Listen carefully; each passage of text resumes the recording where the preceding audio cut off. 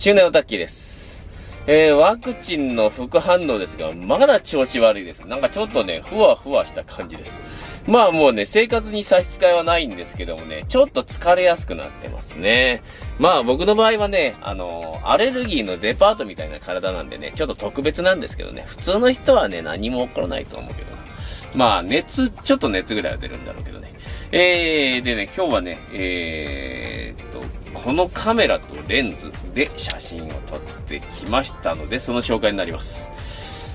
はい、これペンタックス SP でね、レンズはね、オートタクマ 55mm F2 っていうレンズがついています。このレンズがね、どうやら富岡工学が製造していたレンズですね。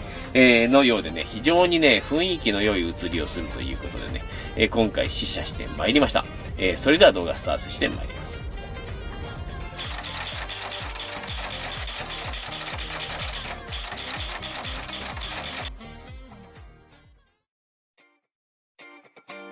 はい。今回紹介するね、この、レンズですね。オートタクマ 55mm F2 なんですけどもね、ジャンクカメラまとめてセットのね、ペンタックス SV についておりました。どうやらこのレンズね、ペンタックス SV の標準装着レンズだったみたいで、この組み合わせでよくあるみたいですね。まあ僕のはね、当時物のね、フィルターもついていたんですけど、まあ撮影するときはね、外してますけどね、もう古いんでコーティングが終わってるんでね、これ UV って書いてあるんだな。この時代も UV ってあったんだね。SL393。なんかよくわからない文字もありますが、なんせ UV ってどっか書いてあったんだよな。どこだったかな、もう、まあいいけど。でね、このレンズなんですけどもね、レンズ分解清掃職人さんから言わせるともう間違いなく、富岡工学のレンズということで、1959年製みたいなんですけども、まあ一説によるとね、朝日工学ですね、ペンタックスが、レンズのね、製造がなんか波に乗ってない時期に外注に出してたんではないかというふうに言われております。まあ、半自動レンズになるんですね。よ。これね、ここにね、レバーがあるんですけど、これで絞りが開放になるんですね。よいしょ。で、レンズを外してみると、まあちょっとここにポッチンがあるんですけど、このポッチンを押すと、これ絞りが絞られると。で、通常のね、一眼レフカメラ、この絞りが一瞬絞られて、シャッター幕が走り切ってミラーが降りてくると、もうまた絞りが開放になるんですけど、こいつは開放になりません。半自動レンズということですね。これが半自動レンズに対して、自動レンズは、開放が勝手になるのが自動レンズということなんですけど、これオートタクマなんですけど、まあオートとはいえ半自動なんですね。で、まあ M42 マウントということで、このペンタックス SP に、今回は装着してきました。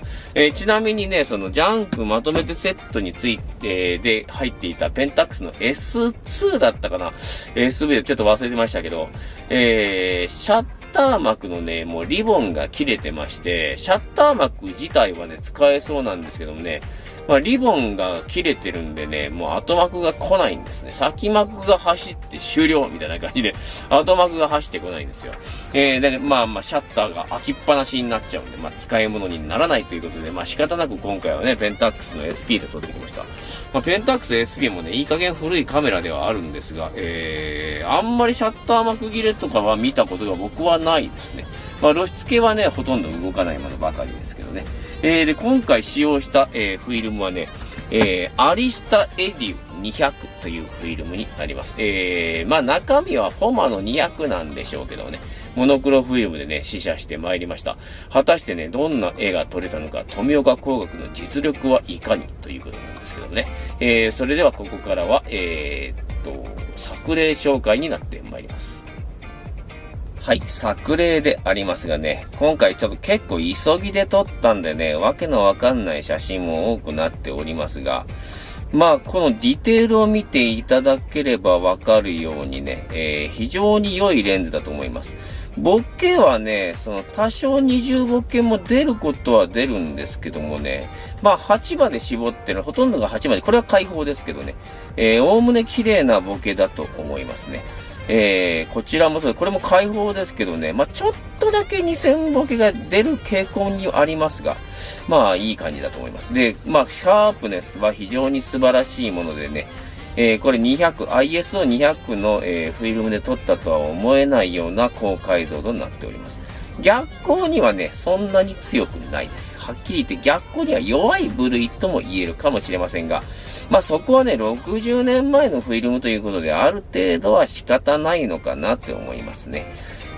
まあ解像度、雰囲気のいい写真が撮れるということで、まあまあいいんじゃないでしょうか。もうこのようにね、逆光はね、もう本当にフレアがバーンって広がってしまいますね。まあ、その解像度とね、ボケのバランス、またね、この生めかしい写りですか、金属面とかね、そういうのはね、素晴らしい、レンズになるんだと思います。まあ、富岡工学のね、レンズにね、まあ、外れはないと。まあ、そんな感じなんですけどもね。まあ、このレンズね、本当にはっきり富岡とはわからないんですけど、まあ、富岡と言われてる。まあ、写り的にはね、まあ、富岡なんだと思います、多分。で、案外安く転がってるのがミソですね。結構な数売れたんだと思いますね。今言ったら、蒔絵レンズに近いような形なんでね。で、まあ、富岡のね、50ミリおよび55ミリとね、この F2 っていうのがね、よく聞きますけどもね。まあ、F2 ってね、55ミリ、50ミリでは暗いと思われる方もいらっしゃるんですが、まあ、この F2 よりは明るくても別にそんなに意味はないし、無理なく作れるという意味ではバランスのいいレンズになる可能性も高いんで、まあさらに富岡が作ってるんでこのレンズの場合は結構いいんですけどもね、非常にね、いい写りになるものが多いです。F2。で、この富岡のね、レンズということでさらにいいという感じですね。で、まあ古いものになりますんでね、結構ね、不具合が出てるレンズも多いです。僕のレンズはね、この自動絞りのね、絞りがね、ちょっと緩くなってました。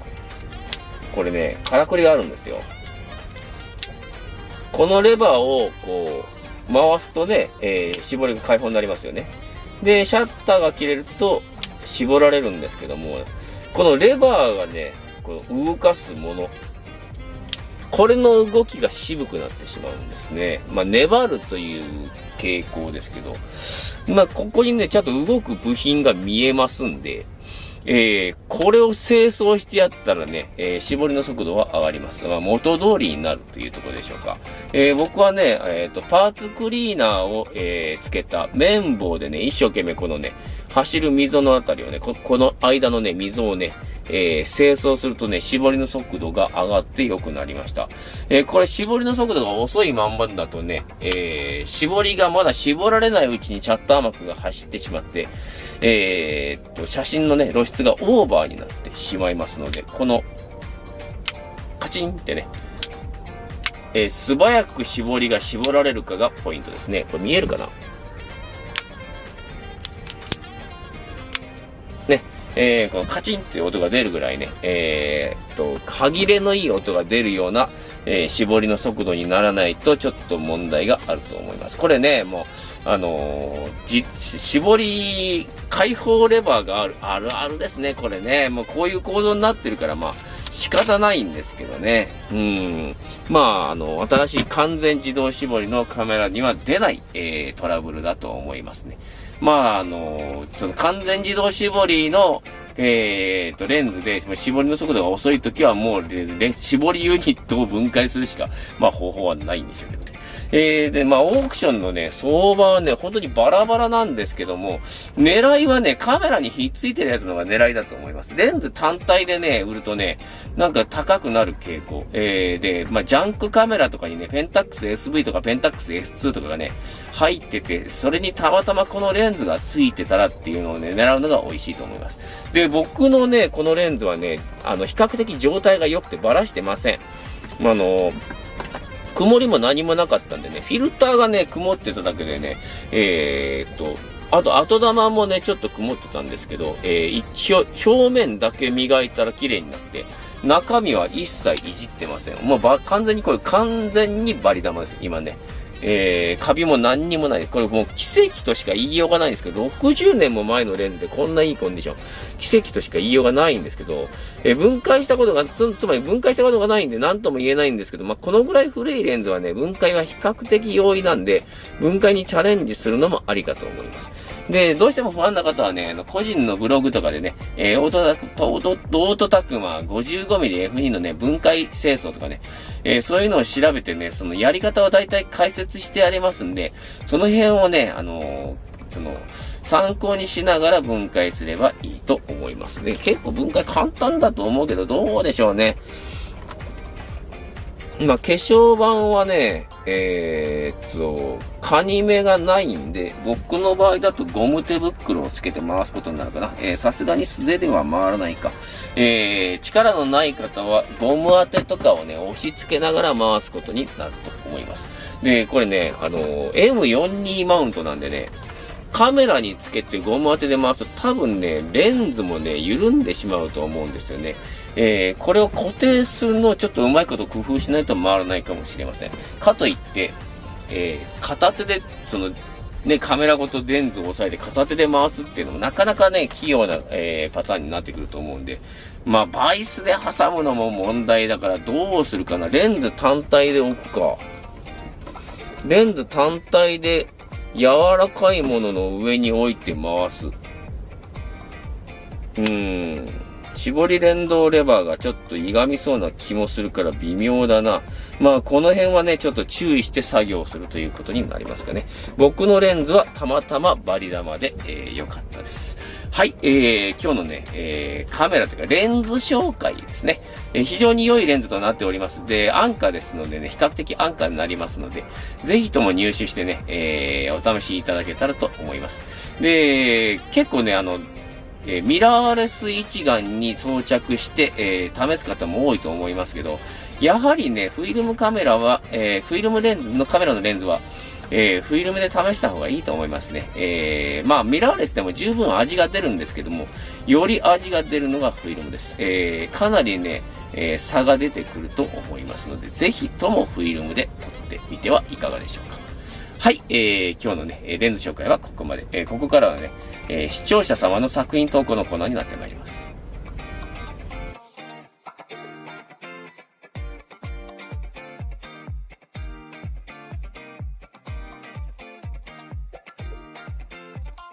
はい、作品投稿のコーナー。今日はね、LP500S さんからですね。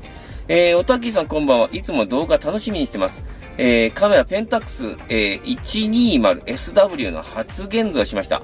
フィルムはコダック200。タイトルは妻と息子。初めてコンパクトフィルムカメラ AF の撮影しました。撮影も簡単でポケットに入るカメラなのでスナップ写真に良いですね。っていうことですね。で、投稿なんですけどね。これいい写真ですね。奥さんとね、お子さんと、手を繋いで歩いている様。構図もこれなかなか良いですしね、光の境界線ということで結構印象的な写真になっておりますね。日付も03年ということでね、令和で、西暦が終わってるんで、令和でやってるっていうのが、丸見えですけどね。この写真ね、ちょっとね、微笑ましい写真ということで、タイトル画面にさせていただこうと思います。スナップ写真でもね、全然ね、コンテストとかに通る写真あります。スナップ写真もどんどん送ってくださいね。LP500S さんありがとうございます。次はサムライジャパンさんの投稿で、2枚ですね。消えるか生かすか地元の産業遺産。昔は仮面ライダーのロケもあったような、北運河の産業遺産。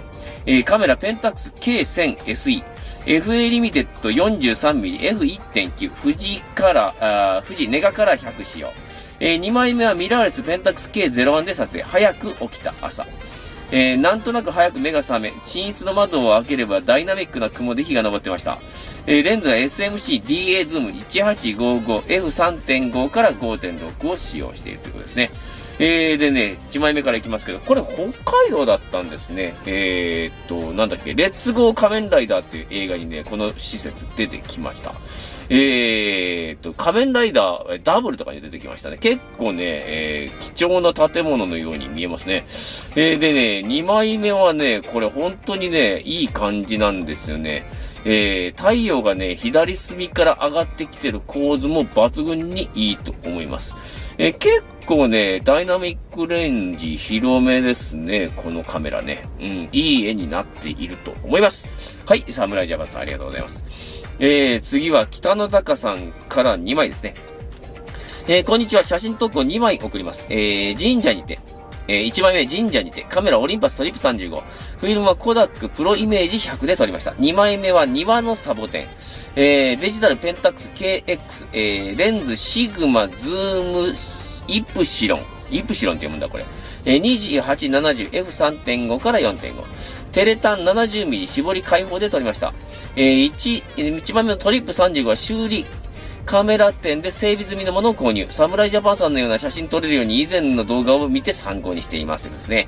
2のレンズは北村で200円のジャンクを購入。デジタルで日々、いろいろと撮って遊んでみましたっていうことですね。写真なんですけどもね、これトリップのね、レンズのね、良さが非常に出ておりますね。色も結構いい色なんですけどもね、この明暗のね、はっきりとした写真に結構強いんですね。で、2枚目なんですけどもね、これはジャンク200円のレンズにしてはかなり上出来の写り。サボテンの表面のディテールがよく出ておりますね。刺さると痛いっていう感じですかね。はい。北野高さん、ありがとうございます。次はね、池さんかな。おたきさんお疲れ様です。前回に続けて写真投稿させていただきます。OM4 が若干オーバーな気がして、下手な考えで露出を少しアンダーに撮影したんですが、現像時間も短すぎたのか、おたきさんの動画を見直して気がつきましたということですね。思ったより暗い写真になりました。ローライト相まって超ハイコントラストな写真になりましたが、ちょっと気に入ってます。2枚投稿です。カメラオリンパス OM4 ローライレトロ 80S、自家現像 SPD50% 希釈20度8分。1枚目がカッターの静寂。2枚目が、逆光の坂ということですね。で、写真なんですけどもね、確かにね、かなりハイコントラストですが、まあ、これほぼ標準的な露出で合ってるんじゃないかな。こんなもんだと思いますよ。ローライ 80S だと。で、2枚目なんですけど、その坂道が光っている様がね、非常に印象的に映っておりますね。なかなかいいと思います。現像時間はこんなもん、もう30秒ぐらい短くてもいいんじゃないかなと思うけど、現像結果を見る限りではこんなものですね。まあ、角感の仕方とかでも変わってくる自家現像なんですが、これはおおむね良好だと僕は思います。はい、池さん、ありがとうございます。次はね、小寺さんの作品で2枚ですね。中年おたきさんはいつも楽しませていただいてます。2枚組写真、タイトル、上の風景、下の風景。望遠投稿写真少ないので思いっきり望遠でデジタル写真。Z6 プラス FTZ プラスタムロン 150-600F5 から 6.3 DIVC USB G2 モデル A22、ニコン用、プラス 1.4 倍テレコン 850mm で撮影。前回美観地区の中橋の下をぶち抜き今橋を撮影ということが2枚目ですね。これね、テレコンを使っているということで、解像度はやはりもう一つになるのかな。まあ、こんなもんか。あ、結構改造してるんだな。テレコン使ってる割には結構改造してますね。2枚目なんですけど、2枚目が非常に印象的ですね。奥の白鳥には残念ながらピントは合っていませんが、まあ、これはこれでいいんじゃないかな。望遠レンズのね、圧縮効果とかね、そういうのがうまく出ている写真だと思います。小寺さん、ありがとうございます。はい、今回のね、作品投稿のコーナーはここまで。結構ね、待ちができておりますんですが、もうしばらくお待ちください。ここからは俺のカメラのコーナーになってまいります。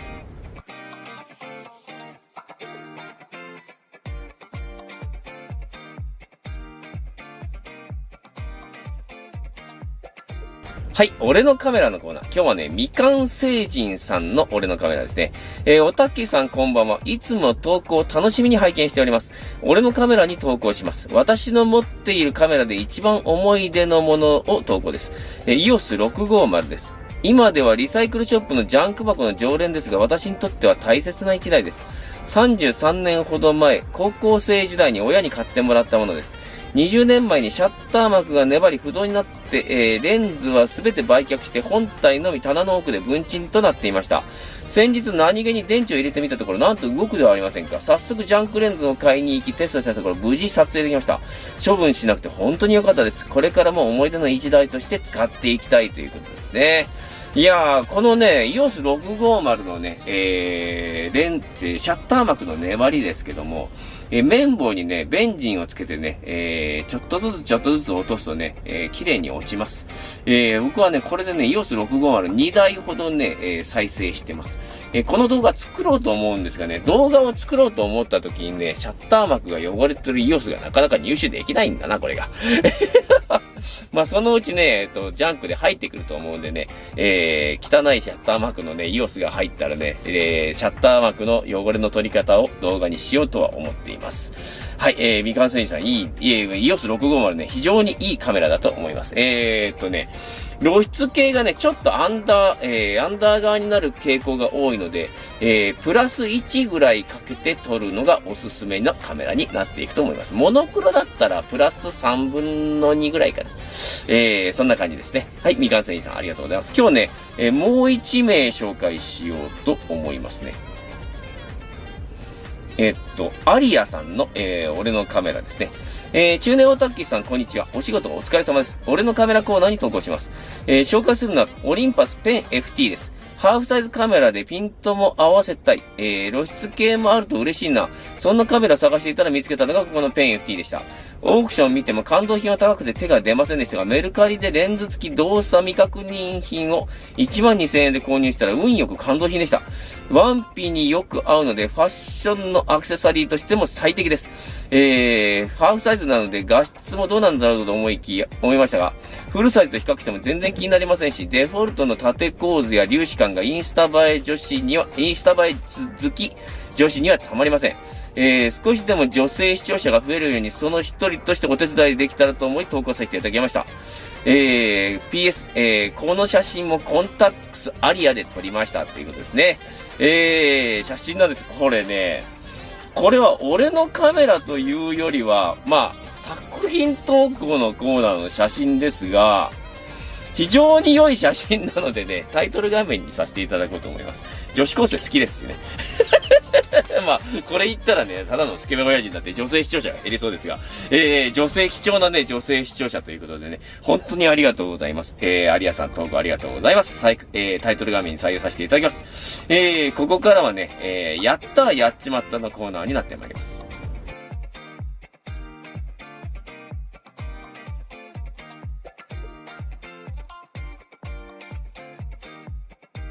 やったーやっちまったコーナー。今日はね、ファーストインパクトペプさんからですね。オタッキーさんと視聴者様のおかげで、ジャンクあさりを楽しませていただいております。ファーストインパクトペプです。やったーのコーナーに投稿します。先日、北村のジャンクコーナーで奇妙な箱を発見しました。どうやら、アンスコシュールショットという1948年頃のアメリカのボックスカメラのようです。作りは非常にシンプルで、シャッター、レンズ、ファインダー、巻き上げ機構がついただけの黒い木の箱。実はほとんど段ボールです。シャッタースピード、フォーカスは固定の、6x9 のカメラです。ファインダーは縦構図用と横構図用で2つついてます。2000円でした。白黒のストライプがキュートでフグのように見えます。1本目のフィルムはアークロス200で撮影したんですが、露出が全然足りずほとんど映りませんでした。次に手元にあったポルタ400で撮影したら8枚中7枚撮影できてプリント可能でした。ただし写真としての成立しているのはちゃんと日の当たっている明るい場所で撮影したものだけでした。フィルム送りも赤窓を見ながら巻かないといけないので色々コツがいりますが、もう何本か撮ってみようと思います。ということですね。1948年ぐらいということでね、このカメラおそらくなんですが、映画メンフィズベルに登場するカメラなんじゃないかな。多分そうなんじゃないかなと思いますね。ダニーっていうね、キャラクターがね、いるんですけど、その人が使ってるカメラなんじゃないかなと思いますけど、戦時型のカメラだと思いますね。で、レンズが暗いんでどうしても映りは弱いものになっていくと思うんですけどもね、ポルタ800でね、ちょっとスローシャッターを使えばしっかり映るんじゃないかな。もし良いのがね、良いのが撮れなくても比較的ね、見れるものがあったら投稿していただければ、作品投稿のコーナーに投稿していただければいいと思います。非常にね、興味があります。はい、今日のね、動画はこんな感じで終わってまいります。いかがだったでしょうか。富岡レンズね、いろいろね、あるんですけどね、このオートタクマは比較的入手しやすいレンズ。で、M42 マウントということでね、カメラにも融通が効くということでね、非常に価値があるものだと思いますね。今度はね、カラーで撮ってみようと思いますが、なんせね、テストレンズがね、大量にありましてね、どれからだって使っていっていいかわかんないような、状況になっております。はい、でね、この次の動画はね、多分開封動画になっていくんじゃないかな。カメラ機材のね、比較動画とかもね、ありますが、開封動画が入ってくるとどうしてもね、オークションの出品者にね、回答をね、急ぐんでね、箱を早く開けなきゃいけないし、箱を開けたら撮影することになるんでね、次は開封動画になっていくと思います。交互期待ということでね。はい、いかがだったでしょうか。最近ね、ちょっとだけね、チャンネル登録の増加スピードがね、戻ってきておりますが、まだまだね、緩いものになってますんでね、チャンネル登録まだの方はぜひぜひチャンネル登録お願いします。あと、高評価はね、ポチッと押すだけなんで、いつも言っておりますがね、今すぐポチッと押していただければと思います。コメントの方はね、ちょっとね、こんな体調でね、仕事もね、バリバリまだ忙しいんでね、コメント返信がちょっと遅れておりますがね、一応全部ね、返信していくつもりでおりますので、何か感じたこととかありましたら、どんどんコメント、いただければと思います。はい、今日の動画はここまで。また次の動画をお待ちくださいませ。頑張ってね、動画作っていくんでね、ぜひとも応援してください。それではまた次の動画でお会いいたしましょう。ごきげんよう。さよなら。